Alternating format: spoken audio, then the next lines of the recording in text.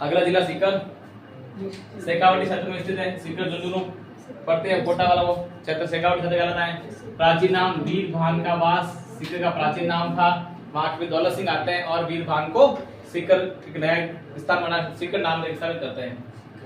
जयपुर का सबसे बड़ा ठिकाना था जिसे पहले नेहरावती कहा जाता था। नेहरावती के नाम से इसको जाना जाता था।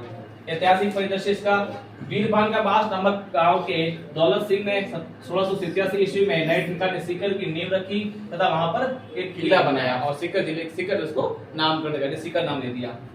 वहां की भी एक राव सिंह है ना, क्या नाम था? राम सिंह हाँ सर, राम सिंह राव सिंह शिव सिंह है, ठीक है। शिव के प्रसिद्ध राव राजा थे। राव समुदाय के राजा थे, प्रजन राव की उपाधि दी जाती उनको। प्रसिद्ध राव राजा थे। उन्होंने गोपीनाथ मंदिर का निर्माण कराया था। राव शिव सिंह ने गोपीनाथ मंदिर का निर्माण कराया था। फिर राव देवी सिंह, इन्होंने रघुनाथगढ़ और देवगढ़ के किलों का निर्माण पूर्ण करवाकर रामगढ़ शेखावटी की स्थापना की।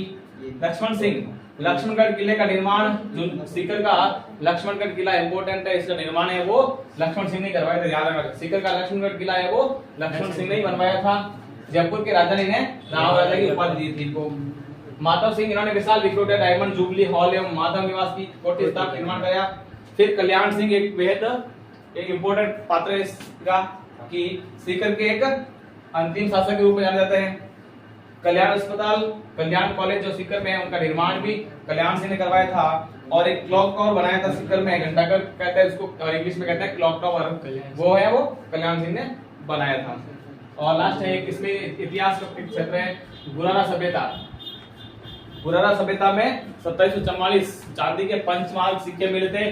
5 निशान वाले सिक्के उसमें चांदी के इस सभ्यता में मिले थे। याद है ना, पंचमार्क सिक्के हैं, पंचमार्क सिक्के गुरारा सभ्यता से जुड़े हुए हैं। सिक्के कितने मिले ये नहीं पूछा जाता, लेकिन पंचमार्क सिक्के पूछे तो गुरारा सभ्यता के। चलिए आगे।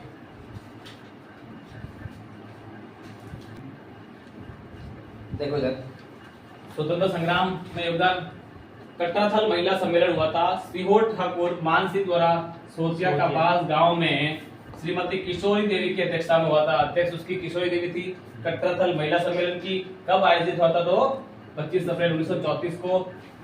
और महिला सम्मेलन आयोजित करवाया गया था। आपको याद रखना है हुआ कहाँ था, कब हुआ था, अध्यक्ष कौन था, ठीक है। और उसकी मुख्य परिषद भाषण देने के लिए आई थी वो है उत्तमा देवी। और लगभग इस सम्मेलन में 10,000 महिलाओं ने भाग लिया था। कुंदन हत्याकांड इसके ठीक 1 साल बाद हुआ है।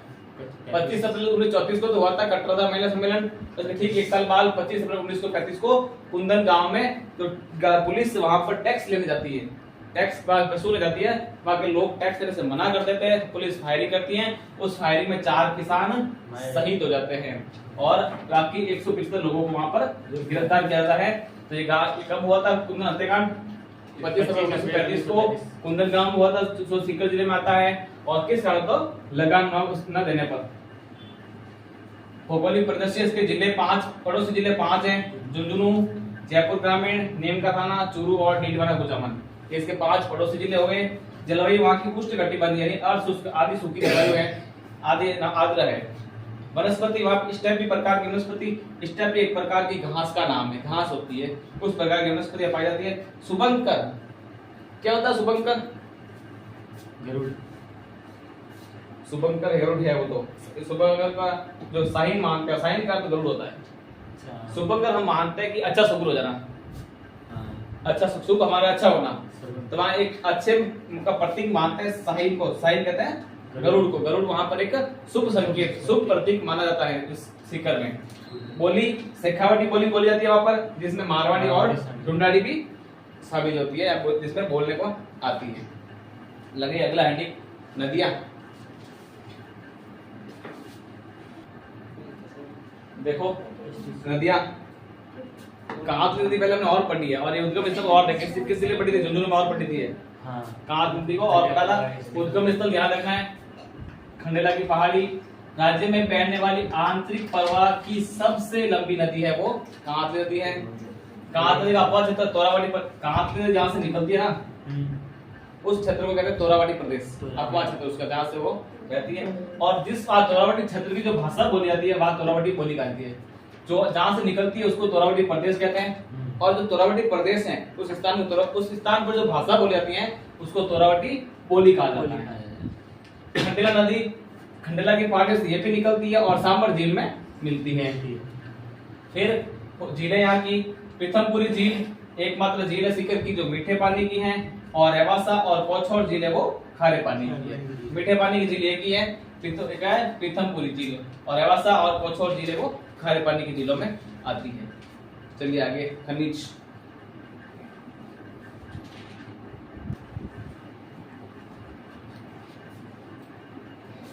खनिज यहाँ पे देखिए, यूरेनियम निकलता कहाँ है? खंडेला की पहाड़ियां, सुहागपुरा, रॉयल गांव यूरेनियम उत्पादन के प्रसिद्ध है। खंडेला की पहाड़ियों के पास दो गांव पड़ते हैं, सुहागपुरा और रॉयल गांव, वो यूरेनियम उत्पादन वहां होता है। सीकर का बालेश्वर क्षेत्र तांबा उत्पादन के लिए और डोकन क्षेत्र सोना उत्पादन के लिए प्रसिद्ध है। डोकन में सोना निकलता, देख लो, क्या नजर देना, ठीक है, सिलेक्शन हो जाए बीएसटीसी में तो ठीक, फिर वहां सोना तो लेके आ ही जाना, फिर वहां हम भी क्या बनाएंगे, राकेश झुंझुनवाला बनने का प्रयास करना। पाइराइट, सलादीपुरा पाइराइट उत्पादन के लिए प्रसिद्ध है। पाइराइट काम क्या आता है? रासायनिक उर्वरक बनाने में इसका प्रयोग होता है। पर्यटन के क्षेत्र में कृष्णा सर्किट, सरकार ने पर्यटन मंत्रालय उसने क्या किया, एक समिति बना दी जिसका नाम रखा कृष्णा सर्किट, जिसके अंदर में जहाँ की जो आध्यात्मिक दृष्टि जो क्षेत्र थे, आध्यात्मिक मंदिर जहाँ से हमें धार्मिक आस्था से जुड़े हुए मंदिर हैं, उनको उस कृष्णा सर्किट पे शामिल किया। जिसमें पहला है श्रीनाथ जी मंदिर नाथद्वारा, राजसा मंदिर में पड़ता है। गोविंद देव जी जयपुर में है, कनक वृंदावन जयपुर में है, चरण मंदिर भी जयपुर में है, गलता जी मंदिर परिसर जयपुर में है, और सीकर जिले से एक मंदिर जगह बहुत प्रसिद्ध है, खाटू श्याम जी का, है ना, खाटू श्याम, सीकर जिले का खाटू श्याम जी मंदिर भी इस पर्यटन मंत्रालय का जो कृष्णा सर्किट है उसमें शामिल है, उसमें जोड़ा गया है। ठीक है, बाकी क्लास हम बाकी चर्चा अगली क्लास में करेंगे।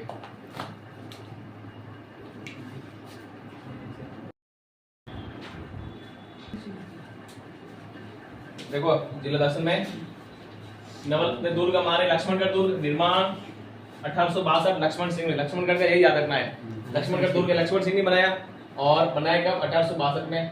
फतेहपुर दुर्ग, तो पहले फतेहपुर शहर की स्थापना हुई, पहले शहर बसा, कायम खान नवाब फतेह मोहम्मद बसाया था 1500 ईस्वी में, फिर उसके बाद उसने दुर्ग का निर्माण करवाया था 1516 में। नगर बसने के 16 साल बाद में वहां दुर्ग बनाया गया, और यहाँ की प्रमुख हवेलियां हैं, द्वारकाधीश का मंदिर एक, सिंगानिया हवेली, नादिन प्रिंस कल्चरल सेंटर, नवाब फतेह खान का एक पर्सनल जो पसंद जगह थी उस पहल में वो ये थी, एंड लास्ट में फतेहजंग हवेली भी है।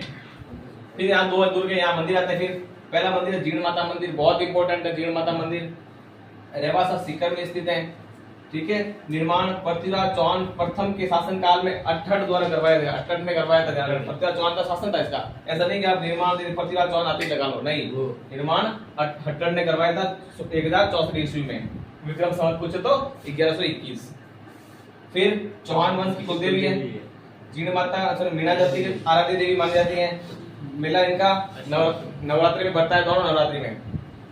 राजस्थान, ये इंपॉर्टेंट है ना, सुनना यार, राजस्थान के लोक साहित्य में जीर्ण माता का गीत सबसे लंबा गीत है, सबसे लंबा लोकगीत किस देवी का है तो याद आता है, जीर्ण माता का है। और फिर इन्हें 2.5 पहले शराब चले जाती थी, जिस पर अभी प्रतिबंध लगाया, अभी बैन लगाया, जिसको प्रसाद के रूप में देवी को 2.5 प्याले शराब चले जाती थी। ठीक है, चलिए आगे।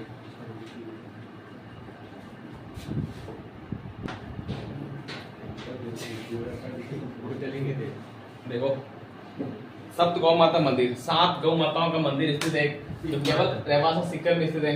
रेवासा आए ना, कोई भी आपको चीज मिले, रेवासा मतलब सीकर माना है, ये सवाल सीकर जिले से आया है। अगर पूछे रेवासा में कौन सा मंदिर स्थित है तो भी समझना सीकर जिले में पूछ रहा है। एकमात्र देश का, पूरे देश में कई ऐसा मंदिर नहीं है 7 गौ माताओं का, वो केवल रेवासा सीकर में है। बाबा झुंझार जी, इनका जन्म इलमोहाट में हुआ तथा इनका मुख्य मंदिर शालोदरा में स्थित है। शालोदरा गांव में झुंझार जी का मंदिर स्थित सीकर में। तो हर्षनाथ मंदिर, यह मंदिर हर्ष पहाड़ी पर महामारू शैली में निर्मित। हर्ष मंदिर को किस शैली बनाया गया? महामारू शैली में। निर्माण 956 ईस्वी में अजमेर के चौहान शासक विग्रहराज चतुर्थ के शासन काल में हुआ था। अब ये दरगाह ध्यान रखना, ठीक है, पूरा नाम ही एक लेंगे इसका, तो हजरत ख्वाजा हाजी मोहम्मद नजमुद्दीन सुलेमानी चिश्ती अल फारूकी दरगाह, समझ आया? बोलो जोर से बोलो, जय माता दी, है ना? हजरत ख्वाजा हाजी मोहम्मद नजमुद्दीन सुलेमानी चिश्ती अल फारूकी, ये हुजूर नजम सरकार के नाम से प्रसिद्ध हैं। हुजूर नजम सरकार की दरगाह कहाँ स्थित है? सीकर में, है ना? कहाँ स्थित? सीकर में। ये कौन सा संप्रदाय है? चिश्ती संप्रदाय। उसमें किया वापस, है ना? पहले पढ़ रहे फतेहपुर शहर की स्थापना 1500 में नहीं बल्कि 1508 में, लिख देना। प्रमुख यहाँ हवेलियां, कन्हैयालाल गोथनखा की हवेली फतेहपुर में स्थित है, केडिया की हवेली, राठी की हवेली, बेजनाथ की रुइया की हवेली, ताराचंद रुइया की हवेली, खेमका सेठों की हवेलियां, यहाँ सब हवेलियां इसमें प्रसिद्ध है जब आजकल सीकर जिले में। राजकीय संग्रहालय, इस संग्रहालय को मुख्य रूप से सीकर के पास पहाड़ी पर स्थित 10वीं शताब्दी के हर्ष मंदिर में एकत्र मूर्तियों के लिए बनाया गया था।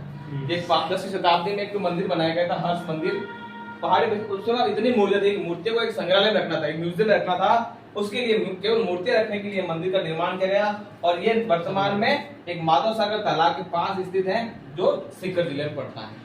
माधव सागर तालाब के पास में स्थित है सीकर जिले में राजकीय संग्रहालय, यानी कि इसको सरकार ने बनाया इसलिए इसको राजकीय संग्रहालय नाम दे दिया गया था।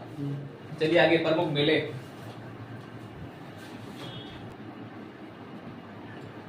देखो उसके मेले, एक ही मेला सीकर में पड़ता है और लोग बहुत देखने जाते हैं इस मेले को। खाटू श्याम का मेला, ये मुख्य रूप से शुक्ल फाल्गुन शुक्ल 10वीं से द्वादश तक, यानी फाल्गुन मास की 10 से 12 तक 3 दिन मेला रहता है। और यहाँ बर्बरिक के शीश की पूजा की जाती है। बर्बरिक कौन था? महाभारत देखिए आपने, कैसे घर में रोज होती है? बर्बरिक था अर्जुन का पुत्र, महाभारत में अर्जुन था ना, अर्जुन का पुत्र था बर्बरिक। तो वहाँ अर्जुन के पुत्र बर्बरिक के शीश की पूजा की जाती है। यहाँ पर कच्ची घोड़ी और गिंदड़ नृत्य प्रमुख है। सीकर जिले के शेखावाटी क्षेत्र आता है और शेखावाटी क्षेत्र में कच्ची घोड़ी और गिंदड़ नृत्य प्रमुख है। प्रमुख व्यक्तित्व डोंगजी जवाहर जी, इनका मुख्य मंदिर पाटफोट पाटोदा गांव में स्थित है। कर्णा जी, मीणा और लोहड़ जी जाट इनके प्रमुख सहयोगी रहे। इन्होंने 1857 क्रांति में भाग लिया और नसीराबाद छावनी को लूटा था। छावनी अंग्रेजों की छावनी लूटने का काम करते थे, बस आतंकवादी की तरह जिंदगी जीते, बस मतलब कुल मिलाकर ये अपने मातृभूमि की सेवा के प्रति जो करना है मातृभूमि के हित में करना है। जहाँ जो अहित देखेगा वहां वो आक्रमण कर लेते थे। जमनालाल बजाज, इनका मेन सवाल यही आता है, अधिकांश ये हो जाता है जब इसका सवाल अगर उठा ना एग्जाम में तो यही उठेगा कि गांधी जी का 5 पुत्र किसे कहा जाता है? जमनालाल बजाज को। जमनालाल बजाज का उपनाम क्या है?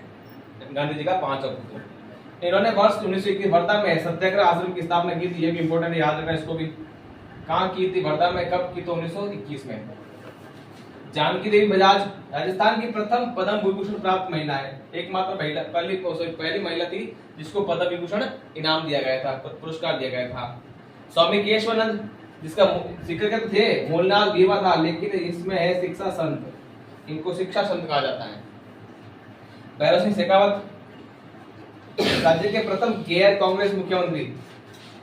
जब हर बार कांग्रेस के बनते थे, जब पहली बार किसी कांग्रेस के अलावा दूसरी पार्टी का सीएम बना था तो वो थे भैरव सिंह शेखावत, सीकर जिले के। और राजस्थान राज्य से उपराष्ट्रपति भी रहे, पूरा देश का होता है लेकिन अलग राज्य से बनते हैं। तो राजस्थान से कभी जो उपराष्ट्रपति बने देश के वो थे भैरव सिंह शेखावत। 2002 से 7 तक 5 साल तक वो उपराष्ट्रपति रहे थे। चलिए आगे।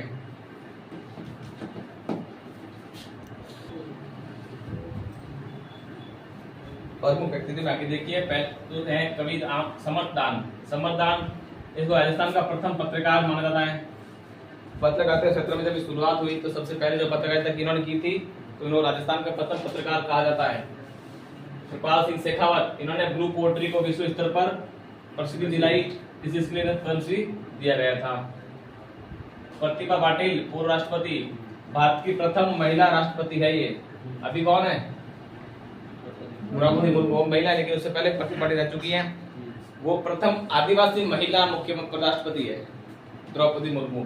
और ये पूरे भारत की प्रथम महिला राष्ट्रपति 7 से 12 के बीच में रही थी। 12 के बाद कौन बने थे?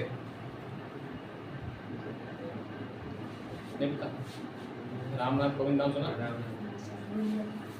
ओके, इनके बाद बने थे ना, और उनके बाद अब ये आए। दौसा सीकर निवासी राज्य का, और फिर है विविध रलावता गांव, राज्य का पहला डिफेंस करियर इंस्टीट्यूट खोला गया था यहाँ पर। राजस्थान का पहला डिफेंस करियर इंस्टीट्यूट खोला गया था, वो खोला गया था रलावता गांव में, जो सीकर में स्थित है ना। लक्ष्मणगढ़ में राज्य का दूसरा स्काउट आवासीय विद्यालय स्थित है, सीकर में, तो इतना इंपोर्टेंट नहीं बनता, ये याद रखना थोड़ा। हर्षनाथ मंदिर में स्थित संस्कृत में लिखित इस प्रशस्ति में एक प्रशस्ति एक उपन्यास की तरह चीज है एक। उसके अनुसार हर्षनाथ मंदिर का निर्माण है वो अल्लट ने करवाया था। हर्षनाथ मंदिर का निर्माण अल्लट ने करवाया। ये कौन कहता है? हर्षनाथ की प्रशस्ति कहती है। अब आते हैं बलेखंड गांव। सीकर का बलेखंड गांव है, बकरी पालन के लिए प्रसिद्ध है। राजस्थान की पहली हाईटेक सिटी है, सीकर को कहते हैं। राजस्थान का प्रथम कृषि विज्ञान केंद्र खोला गया, वो भी सीकर में खोला गया।